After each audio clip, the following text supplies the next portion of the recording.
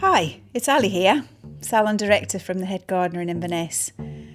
Talking about cancer is never easy, but unless we're open and honest about it, how can we learn from each other and most importantly, support each other? Personally, I love this podcast. Every so often there'll be a little nugget that will just smack you in the face and you just think, whoa, right, that resonates. I think Penny is an amazing storyteller. She's utterly honest and yes, sweary, but cancer makes you a bit sweary. I'm really proud to be the sponsor of Lump and I hope you get as much from it as I do. But don't forget to like it, rate it and share it. And over to Penny.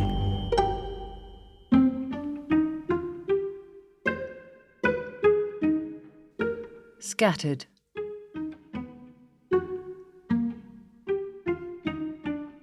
Where do you want to be scattered when you die?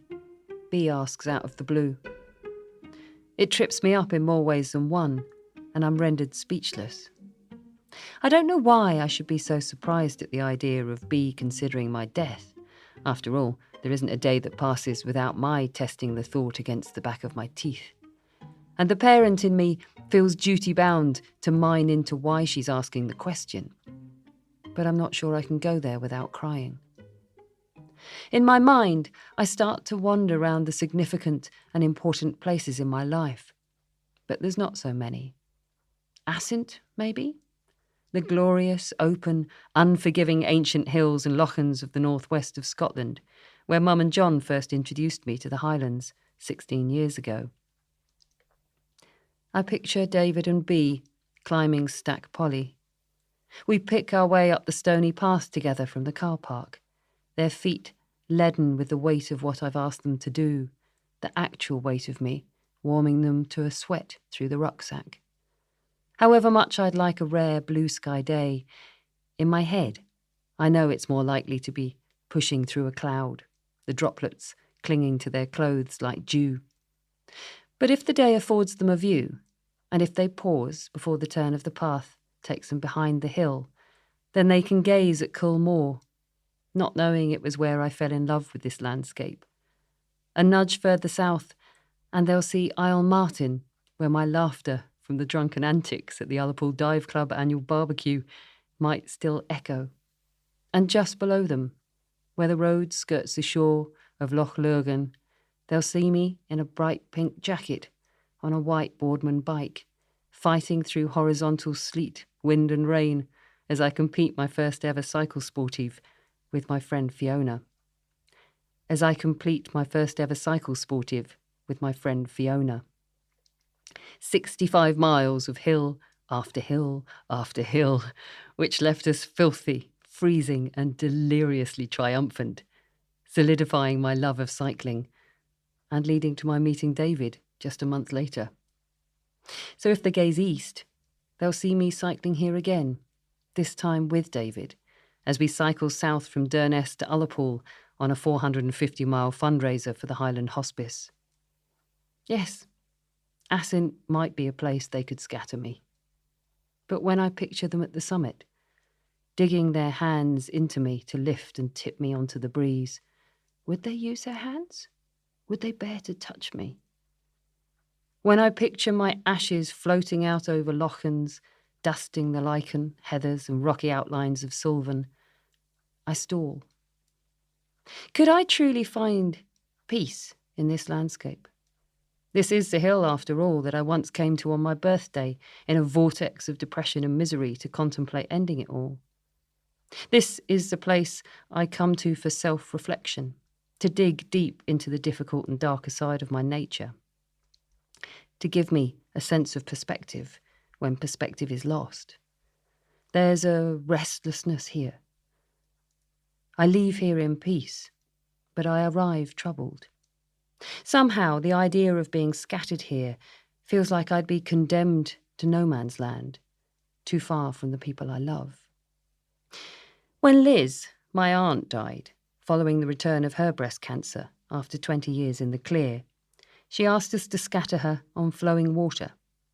We gathered near Oxford, and following the solemnity of saying goodbye to her, we had a family party in the nearby pub. We ended up playing football in the meadow by the river, and when the ball ended up in the water, I thought nothing of stripping down to my underwear and wading in after it, not considering that I might be wading into a watery solution of Liz in the process.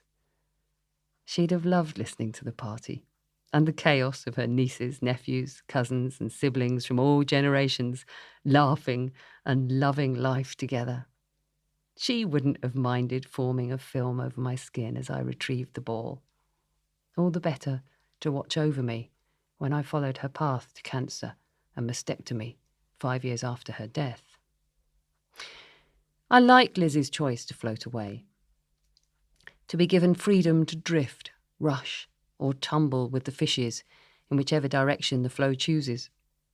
I picture the fall, the shock of the water, then the slow separation of all I am, while the breeze fills with the sounds of laughter, life, and love.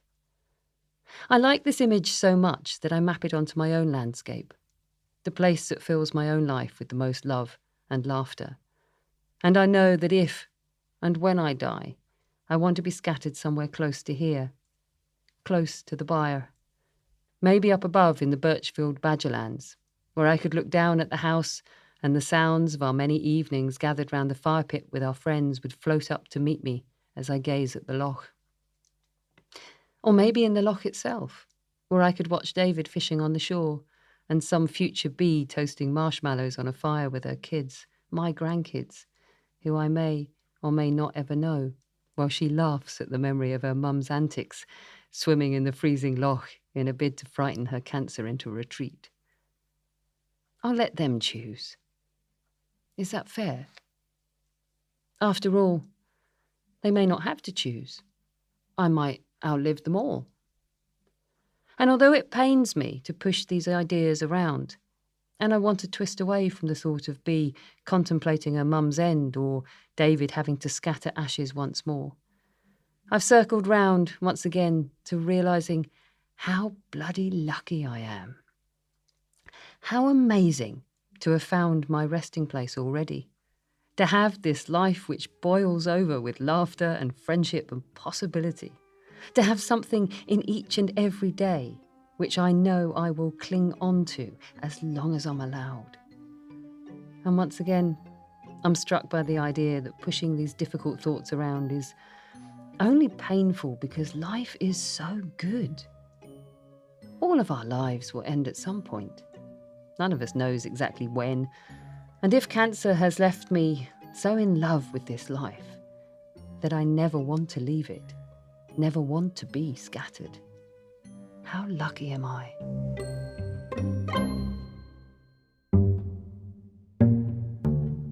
Lump is sponsored by Ali McRitchie and the fantastic team at the Head Gardener Hair Salon in Inverness. Without them, it simply wouldn't be possible, so a massive thanks to them for all their support. If you like Lump, make sure you tell the team when you're next in the salon and they'll give you a free gift. Coming up in the next episode, I think back to that time now when I heard, as I wonder how best to step into our friends' freshly forming cancer hell.